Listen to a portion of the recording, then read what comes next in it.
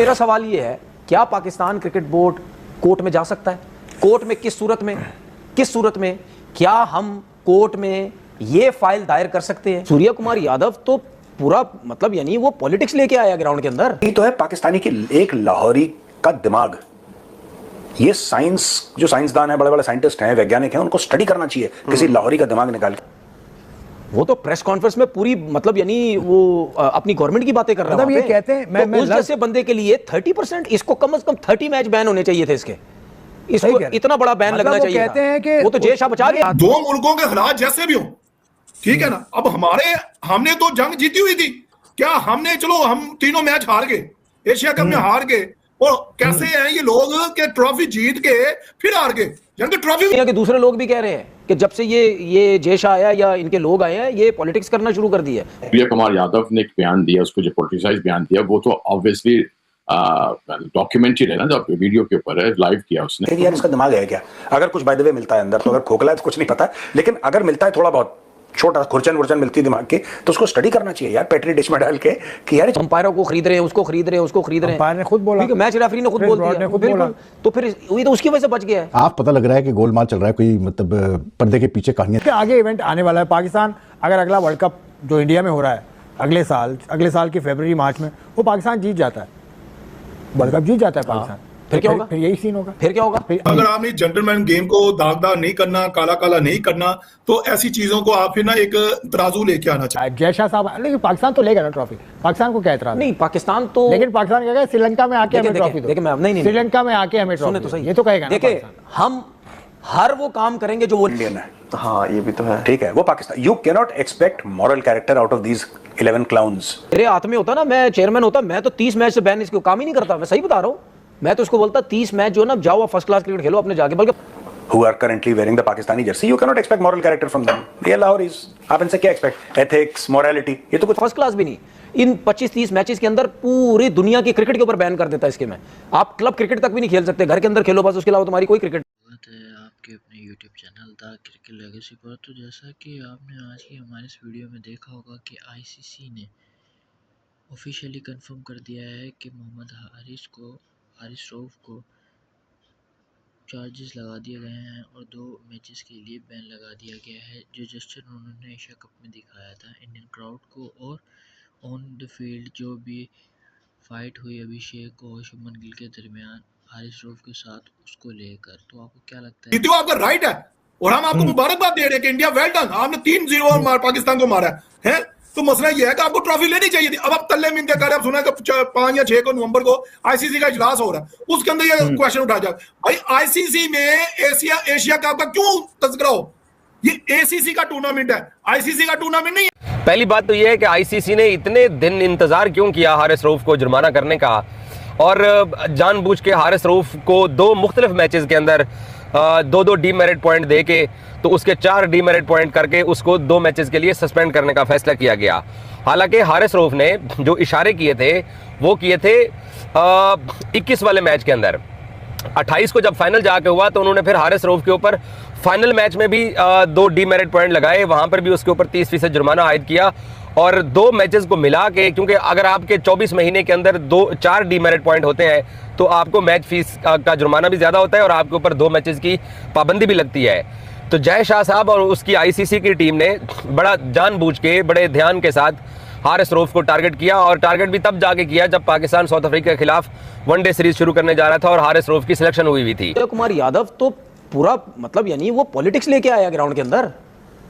वो तो press conference में पूरी मतलब यानी वो अपनी गवर्नमेंट की बातें कर रहा है। मतलब ये कहते हैं, तो उस जैसे बंदे के लिए 30%, इसको कम से कम 30 मैच बैन होने चाहिए थे इसको इतना बड़ा बैन लगना चाहिए। कहते हैं कि वो तो जय शाह बचा गया। मैं बताता हूं ना उसके बारे में, कहा है कि कंडक्ट उसका ऐसा है विच ब्रिंग गेम इनटू डिसरेप्यूट। इससे पहले जब हारिस रऊफ को 21 वाले मैच के ऊपर इशारे करने के ऊपर रिची रिचर्डसन ने बुलाया था और हारिस हेयरिंग में गए थे, तो हारिस ने पूछा था कि जी बताएं जी कौन से मैंने आपत्तिजनक इशारे कर दिए हैं, इसके ऊपर भारत को क्या एतराज है। तो मैच रेफरी के पास कोई जवाब नहीं था कि भाई 6-0 का मतलब क्या है, क्योंकि इंडियंस ने मैच रेफरी को कंप्लेन तो कर दी थी, लेकिन उसे ये बताया नहीं था कि 6-0 हमारी छेड़ है, जो कि ट्राउ तंप भी कहते हैं और ट्रंप भी कहते हैं, और ये हारिस रऊफ भी कहता है कि हमारे पाकिस्तान एयरफोर्स ने 6 जहाज गिरा दिया है। हालांकि जहाज 7 इनके गिराए गए हैं, क्योंकि ट्रंप ने इस बात की तस्दीक की, और कल भी ट्रंप ने तस्दीक किया कि 7 जहाज गिराए गए थे।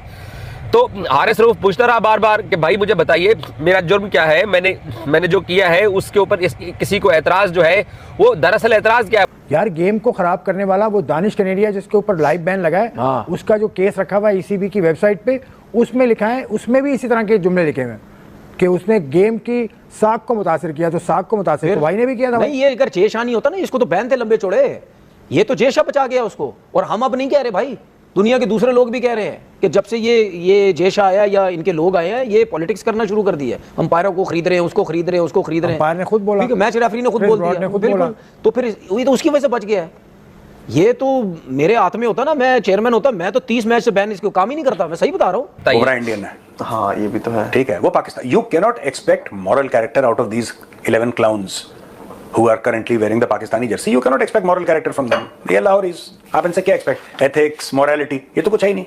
मैं तो उसको बोलता 30 मैच जो ना, जाओ आप फर्स्ट क्लास क्रिकेट खेलो अपने जाके, बल्कि फर्स्ट क्लास भी नहीं, इन 25-30 मैचेस के अंदर पूरी दुनिया की क्रिकेट के ऊपर बैन कर देता है इसके में। आप क्लब क्रिकेट तक भी नहीं खेल सकते, घर के अंदर खेलो बस, उसके अलावा तुम्हारी कोई क्रिकेट नहीं है। मैं सही बात बता रहा हूँ। आप पॉलिटिक्स लेके आ रहे हो और इतनी बड़ी बड़ी बातें आप आके प्रेस कॉन्फ्रेंस में कर रहे हो। 30%, ये जो 30% को बैन किया ना, ये इसको बोलो मैं दे देता हूँ तेरे को 30%, ये ले मेरे से ले ले 30%। आप क्यों देंगे? फ्री में, मतलब मजाक बनाया हुआ है। मतलब आईसीसी को भी आईसीसी को भी मजाक बना दिया इन्होंने, जब से ये जेश आके बैठा हुआ है, मजाक बना दिया इन्होंने। अब यही अगर हमारा प्लेयर होता ना, ये इसने कम से कम 25-30 मैचेस में बैन लगाना था इसको, कि भाई ये तुम किस किस्म की हरकतें कर रहे हो। तो साफ अब क्लियर नजर आ रहा, क्रिकेट थोड़ी रही है, अब तो सियासत रह गई है। क्योंकि इसमें ये होता है कि इसमें रेफरी के सामने आप आते हैं, रेफरी आपसे कहता है कि भाई आपके ये चार्जेस हैं, अगर आप उसको चैलेंज करते हैं तो फिर रेफरी बहस करता है, फिर वो आपको दिखाए जाते हैं एविडेंस, फिर आपका जो बैन होता है या जो आपकी सज़ा होती है वो सख्त होती है। जी हाँ, तो दोस्तों जैसा कि आपने आज की हमारी इस वीडियो में देखा होगा कि आईसीसी ने हारिस रऊफ जो कि पाकिस्तानी फास्ट बॉलर हैं, उन पर एशिया कप में जो भी एलिगेशंस लगे थे वो सारे सही साबित हुए, और आईसीसी बोर्ड कंडक्ट ने जो मीटिंग बिठाई थी उनके खिलाफ, उनमें वो विक्टिम साबित हुए और उन पर कुछ जुर्माना और उन्हें 2 मैचेस के लिए बिठा दिया गया है। और जो जेस्चर उन्होंने अभिषेक शर्मा और शुभमन गिल के साथ ऑन द फील्ड दिखाया, ऑन द ग्राउंड बॉलिंग के दौरान, एक चार्जेस उन पे लगा है। दूसरा ये था कि जब वो ऑन द फील्ड बाउंड्री के पास खड़े हुए थे तो क्राउड को देखकर उन्होंने कुछ इशारे वगैरह किए, जिसे लेकर काफ़ी फैंस का दिल दुखा, और उन फैंस के बाद वो वीडियोस वगैरह और वो जो जेस्चर दिखाए गए थे हारिस रऊफ की तरफ से, वो काफ़ी वायरल हुए, जिसे लेकर फिर बाद में आईसीसी हरकत में आता है। तो आईसीसी इस पर एक्शन लेता है कि जब मैच चल रहा था तो ये इस तरह के जेस्चर दिखाने की क्या ज़रूरत थी और क्यों पेश आए थे ये सारे इशारे करने की ज़रूरत। और उसके बाद बात करते हैं जब हारिस रऊफ बॉलिंग करवा रहे थे तो भी फाइट हुई थी। फाइट कह सकते हैं या ये कह सकते हैं कि तलख कलामी हुई थी दोनों के दरमियान, अभिषेक शर्मा, शुभमन गिल और हारिस रऊफ के दरमियान। तो ये चीज़ थी जिसकी वजह से हारिस रऊफ विक्टिम पाए गए कि उन्होंने गलत किया और उनकी एक्सप्लेनेशन बोर्ड को समझ नहीं आई, आईसीसी को, और उन्होंने उन पर जुर्माना आयद कर दिया। और उसके बाद पाकिस्तानी एक और प्लेयर हैं जो कि बैट्समैन हैं, साहिबजादा फरहान, उन्होंने भी इस तरीके से एक जेस्चर दिखाया था। जब उन्होंने 50 की थी तो उन्होंने एक गन का इंडिकेशन दिया था, तो उसे लेकर काफ़ी बातें हुई थी ये किस तरीके का जेस्चर दिखाया है साहिबजादा फरहान ने। तो जब बोर्ड ने मीटिंग कंडक्ट की दोनों प्लेयर्स के लिए, तो उसमें जो साहिबजादा फरहान ने एक्सप्लेनेशन दी वो बोर्ड को समझ आ गई। हालांकि ये उससे ज़्यादा ख़तरनाक जेस्चर था जो हारिस रऊफ ने दिखाया था। हाँ, ये कहते हैं साहिबजादा फरहान कि ये हमारे कल्चरली एक हमारा साइन होता है कि जब हम खुश होते हैं तो हम इस तरह से एक सेलिब्रेशन करते हैं। ये एक सेलिब्रेशन है और उसके अलावा कोई जेस्चर नहीं है। अब आप इसे जिस तरह से भी लें। और फिर ये दिया गया स्टेटमेंट बोर्ड को समझ आ गया और रेफरी ने इतना ज़्यादा कोई जुर्माना आयद नहीं किया। तो आपको क्या लगता है कि जो भी बोर्ड ने डिसीजन लिया है हारिस रऊफ के ख़िलाफ़, क्या वो सही है या गलत? अपनी राय कमेंट सेक्शन में ज़रूर बताइएगा। मैं मिलता हूँ नेक्स्ट वीडियो में, तब तक अपना ख्याल रखिएगा। Thank you.